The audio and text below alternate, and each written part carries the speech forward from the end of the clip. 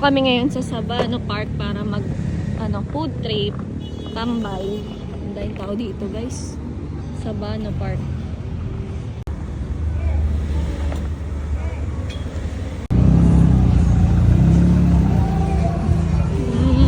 Dito kami kakain. Ano sa inyo? 안녕하세요. Uy, ano okay.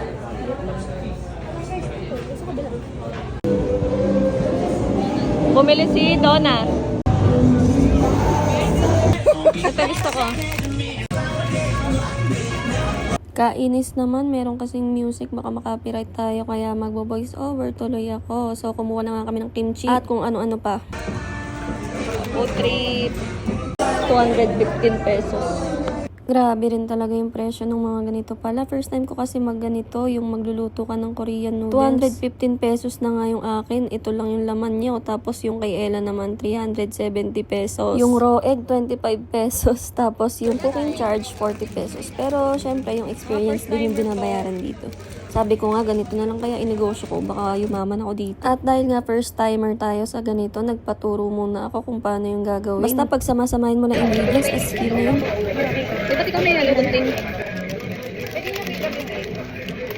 Kita yung ginagawa. Ito ako nakapapatalaga.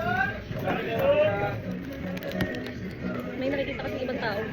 May lang ba yun? I-fast forward na nga natin. Basta yan, naglagay-lagay lang ako ng mga ingredients. Tapos, in-start ko na yung cooking. Press nyo lang yung start. Nag-add siya 30 seconds. 1-1 mo. Tapos i-start mo lang. So, i-mute muna natin nga yung sound dahil nga makaka-copyright tayo. Meron silang background music. Ayan na nga, nag-start na tayo ng cooking. Napakilala ko nga pala si Ella at si Donna. Yung mga kasama ko mag-food trip dito. Ganayin nyo? 370? Nagkikain na lang sa ito po, 215 po. O, diba? Kumakain na si Donna agad. Gutom na yan eh. Medyo pricey talaga para sa akin. Kasi nga, 215 para sa konti lang naman yung ingredients na kinuha ko. Pero, syempre, paminsan-minsan lang naman. Tsaka yung experience nga yung binabayaran dito. At nakikuha na nga ako ng kanilang egg roll. Pero, in fairness, ang sarap nitong egg roll na to. Pero, sabi ko, madali lang naman gawin yan. Kayang-kaya ko gawin yan. Kaya, kaso tamad ako eh. At di na nga din namin napigilan. Talagang pinood trip na namin yung egg roll habang nagluluto. Nung malapit-lapit na nga maluto, naglagay na ng itlog si Ella sa kanyang noodles. Ako hindi ako kumuha ng itlog kasi 25 pesos raw egg.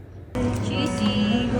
At pumuesto na nga kami dito sa mesa. Buti na nga lang merong available na mesa pa kasi nga ang dami rin tao dito. Parang hindi na uubusan ng customer kasi nga Friday night eh. So yun, nagpo-food trip na nga ang mga itik. Ay nako, bakit kasi may background music eh. Kailangan ko tuloy mag-voice over. Wala na nga akong boses ko. Anyway, yan na. Nagbibideo-video ko. Gusto ko ka ako makikita yung bawat pagsubo nila. Tapos itong video na to, yan nakikita nyo. Nagpapalitan pala kami ng mga pagkain para magkatikiman kami ng mga pagkain namin.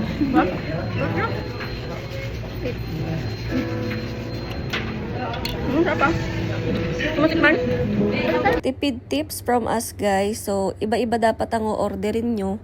Tapos, habang kumakain kayo, magpapalitan kayo ng pagkain.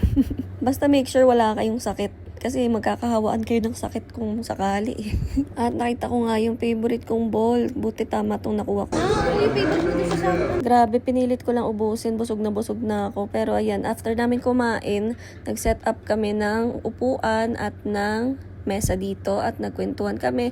Dumating din sila KR at si Mark. At ito nga pala yung picture namin doon sa kainan. At ito naman yung pagkain namin. So, yun lang guys. Thank you for watching. Bye!